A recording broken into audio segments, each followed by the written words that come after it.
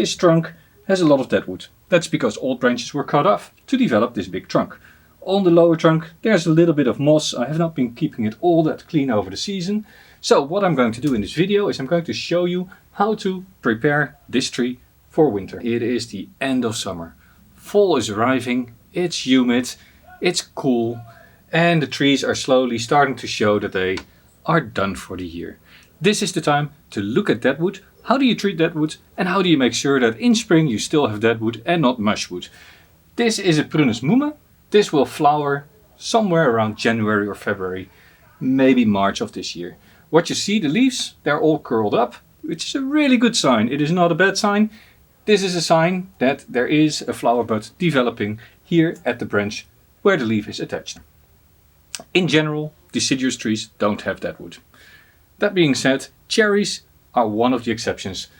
Prunus mume often is styled with a lot of deadwood because it makes it look like a very old ancient cherry tree, and they deal with it quite well. So even if this deadwood were to rot away, it is not a massive problem.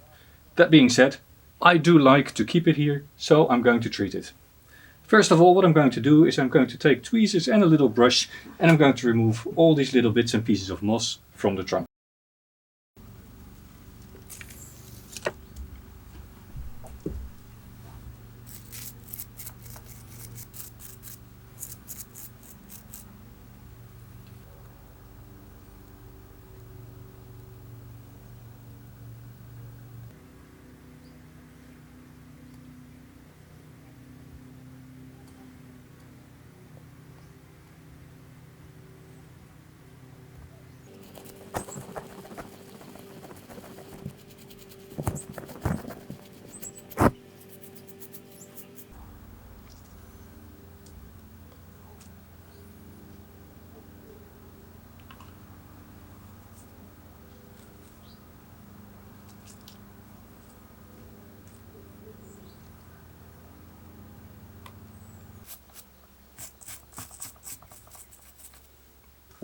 Of course, deep crevices like this one are the place where moss will accumulate and basically act as a wick and pull up moisture from the substrate along the trunk, causing deadwood also higher up to be perpetually moist, which is of course detrimental to the health of the deadwood.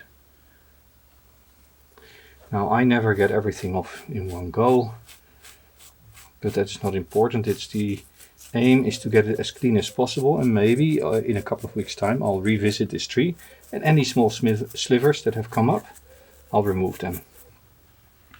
Once this is all off, I'm going to wash all the deadwood. I just take a toothbrush and a little bit of water, and moving with the grain of the tree, I slowly remove all the algae.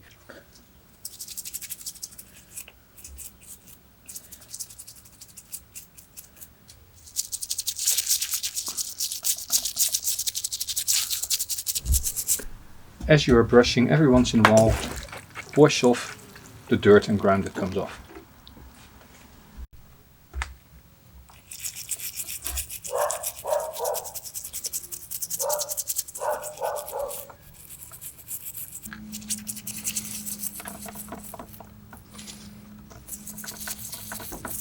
Once you're done, wash down the whole tree, cleaning off all the dirt and grime, and let it sit for a day for everything to dry out a little bit. The deadwood can still be moist, but the bark should be mostly dry for the next phase. This is when we add yin liquid.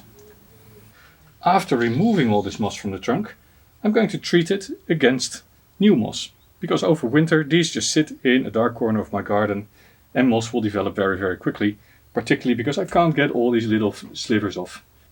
This liquid is typically used to clean pavers. It is completely safe for advanced plants, but for moss and algae it does the trick. The active ingredient in this is dimethylbenzylammonium chloride.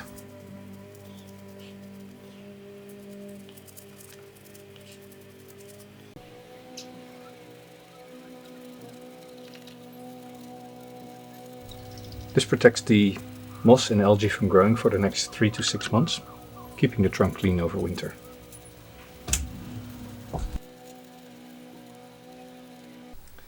Now, one of the things that you can then use to stop fungal development is to use yin liquid, and this Deadwood treatment is basically a lime sulfur mixture.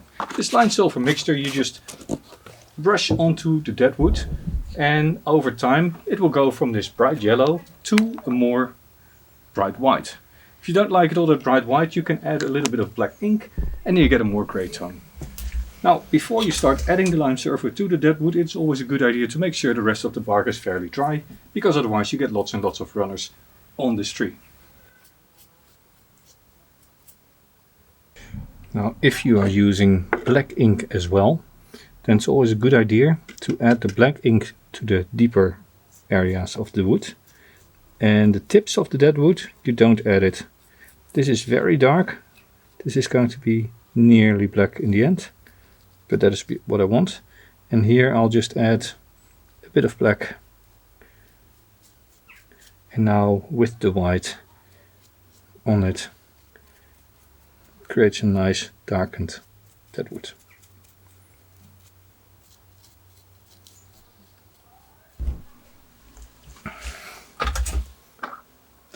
Now what you can tell here is that there's darker sections and brighter sections in the Deadwood, and the first couple of days this is going to look quite extreme, quite painted, but give it a week or two and then slowly this will start to fade. Slowly this will start to fade and will look quite natural.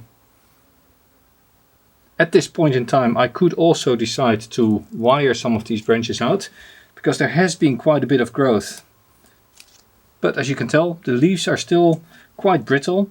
It is still fairly early to wire, so I'm going to leave it until the first leaves start to turn yellow, and then I'll wire it out. At that point, the branches are still very flexible, very pliable, can put it in place, be ready for the flowering spectacle in a couple of months. So this is it for the video. I think I'll leave it at this. Thank you for watching. This was Jelle, growing bonsai, and keep doing that.